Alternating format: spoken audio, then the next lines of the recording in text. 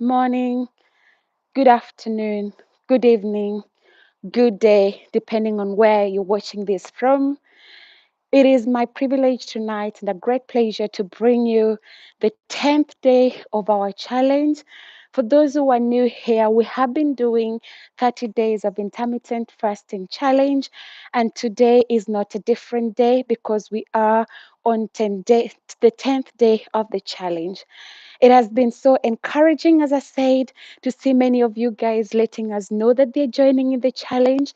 And today we are talking about exercise and intermittent fasting. Hence, the reason why today I am in my exercise gear, the reason why I'm doing a little bit of skipping, even though it's not perfect, to talk about exercise and intermittent fasting. So the question is, can you fast and still exercise? That could be something that some of you are asking yourself.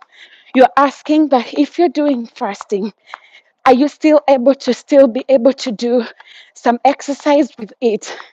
Is it something that probably it gets a little bit too much? That was not expected, of course, to get my rope going off, my skipping rope going off. But of course, I'm going to sort that out and just continue. It might be something that you're asking yourself when you do fasting, can you still be able to exercise? And of course, I mentioned this yesterday, and I said the perfect answer for that question is yes. You can still be able to exercise effectively and still be able to fast. And the question is, which type of exercises can you be able to do when you're fasting? You can do things like aerobics. I've already just done some skipping of the rope. And when you're skipping the rope, of course, you're trying to bring your heart rate up. You're trying to bring the intensity of your workout up. And of course, that will mean you'll be able to burn more calories compared, for example, if you're just doing the fasting without anything else. You can do also as well strength training. There are very many different exercises that you can do strength training just with your own body, using your own body weight and not necessarily doing anything else. I love doing things like squats because that's something that, again, it helps you. This, I'm not really perfect with squats, but you can do like what they are known as the sumo squats. Just squat down and back, just squat down and back. That can help you build your muscles, that can help you with strengthening of your quads. And that's something else that you can do easily, even if you're fasting or if you're not fasting. You can as well do some kind of like uh, jump squats if you want. You can jump and squat. You can jump and squat. You can jump and squat. You can jump and squat, or you can do the modified version where you're just going down and stretching, going down and stretching back. And there are so many different varieties or variations of what that can actually do to your body. When you exercise, one thing you need to realize is I talked a little bit on day 2 or day 3 about what happens to your body when you fast. Normally, when you're eating, glucose is the preferred source of fuel for your body. But when you're not eating, so you're fasting, what means is that the body begins to change its preferred source of fuel from glucose, and it starts because of the glycogen, it converts it into glycogen. And of course, because once that is finished, it starts to burn the fat. And when you're exercising, it just means that the level of what you're kind of burning is higher because you still you need energy to be able to fuel you up when you're doing the different types of exercises that you're doing. And so when you're going through the process, or if you are exercising and fasting, the most important thing to realize is that you are burning more calories because, number one, you're restricting yourself from eating. So you're not having a lot of calories in. When you exercise, you're expending energy. And when you're expending that energy and you're not replacing it, it's a bit something that you need to be a bit careful with because, for example, if you exercise, you go for a run, like I've done a couple of steps today. I did 5 kilometers in the morning. And you can monitor and see maybe I've burnt 400 calories if I've done 5 kilometers. If I've done 400 calories, I need to eat 2000 calories as a woman to be able to live an optimal life. But then, if I don't, that is to maintain my weight. But if I want to lose weight, then I need to go to below 4000.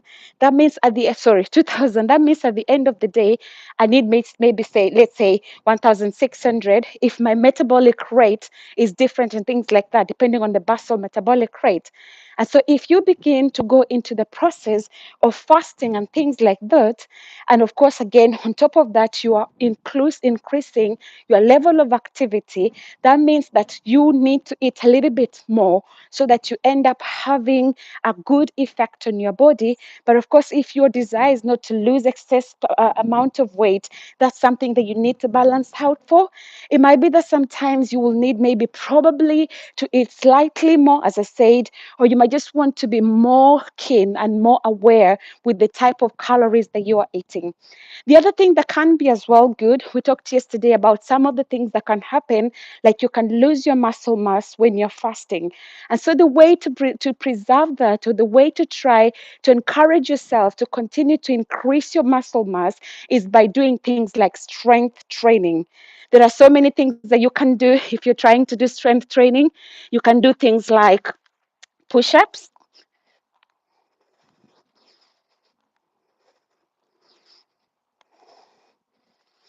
right? Simple, as many as you want. You can do, I mean, I didn't bring any equipment with me here, but I have so many things you can as well try to use them at the end of it all, just to help you to be able to exercise, but also to be able to strength train.